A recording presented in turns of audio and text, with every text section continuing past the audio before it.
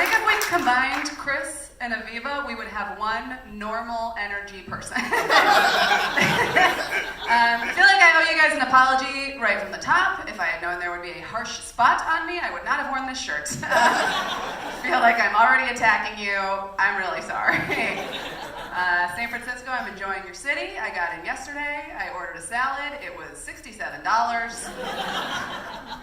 Putting me on a show in the burrito district is very dangerous. There's a good chance I'm going to burp during this. I live in Los Angeles now. I'm from Colorado originally. I just drove back after Christmas, and we passed through this little hippie progressive mountain town. And somewhere along the way, I lost my makeup bag, so I went up to a woman on the street, and I was like, hey, I'm sorry, I lost my makeup bag. Is there a pharmacy or somewhere nearby where I can buy some makeup? And she said, oh, we don't sell makeup here. We're confident. I was like, wow, okay. Somehow very progressive and also insulting. I feel like you're trying to change the system by yelling at me. Have you ever tried to convince somebody you're confident? It's impossible. Just chasing a woman down the street like, I'm confident, I'm so confident, come back, please like me. She did not buy it. I walked past one of your fine dispensaries today. It was very exciting. There was a line around the block. The excitement has sort of faded in Colorado. I should let you know, I have seen your future, and it is dumb. Very dumb. Legal weed is dumb. The first conversation that I had with my friends from high school when I was home over Christmas was, I went over to their house, and one of them said, hey, have you driven up Highway 285 and seen that horse with dreadlocks? And the other one said, fuck yeah, dude. That's peanut butter. He's a pretty chill horse. And I was like, oh, legal weed is bad. This is dumb. Can I get my vote back? Is it too late? Let's make it illegal again, and if possible, give these guys the death penalty. That was really stupid. And I did not believe them, so I drove up Highway 285. And I saw the chillest goddamn horse I've ever seen in my life. Have you guys ever seen a horse vape? It's incredible. And I held out my hand that I might stroke the flank of the chillest horse I've ever seen, and he just longboarded away. And I was like, yeah, it's very chill. Since then, every other horse has been too corporate for me. I'm a casual sports fan. I say I'm a casual sports fan because in order to be a real sports fan, you have to just suck all the joy out of sports. Oh, it's so much. Any baseball game is the worst. There's always some guy who loves stats there. Oh, the worst. I'll be like, oh, cool, a home run. And then invariably some troll pops out and is like, yeah, but what about his ERA, RBI, 401k, IPA? And I'm like, yeah, man, I don't know. I don't like to ruin fun activities with math, so can't help you with that.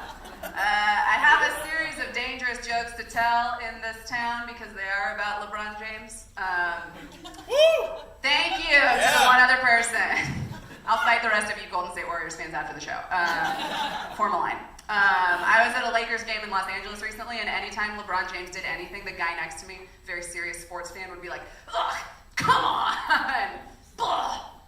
Do you know how joyless you have to be to see a slam dunk and be like, let's reel it in, pal? His whole thing was like, LeBron James is so arrogant. Look at him out there. Look at the way he carries himself. That's so arrogant. And eventually I had to be like, oh, sir, LeBron James isn't arrogant. He's correct. LeBron James is good at basketball. I think that's a pretty fair assessment. Some of you guys might not be sports fans, so allow me to illustrate how good LeBron James is at basketball with a story about the triumph of one man over nature, okay? A long time ago, way back in 1992, there was a professional basketball player by the name of Shaquille O'Neal who hit a slam dunk so hard that it shattered the backboard.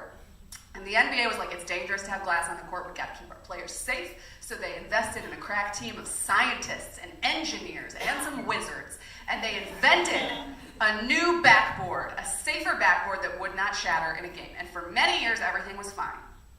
Until a decade later, a high school-aged LeBron James shattered a backboard in a high school game. Which means that at age 17, LeBron James was stronger than science, you guys. That's incredible. He can be as arrogant as he wants. Well, that year when LeBron James shattered a backboard, he was 6'8" and 230 pounds. Which means that somebody had to take the SATs next to a current-sized LeBron James. Try to focus on filling in some bubbles. I'm just kidding, you guys. LeBron didn't take the SATs. Let's be real. LeBron James' top running speed is 20 miles per hour. What? That is crazy. You can be as arrogant as you want, in my opinion, if you can get ticketed on foot in a school zone. That's unbelievable. I am in therapy. I live in Los Angeles. It's the law. When I started in therapy, my therapist asked me if I struggle with depression, and I told her, actually, it comes pretty easily to me. Barely even have to practice. I've been told not to tell these jokes because they're, quote, a huge bummer.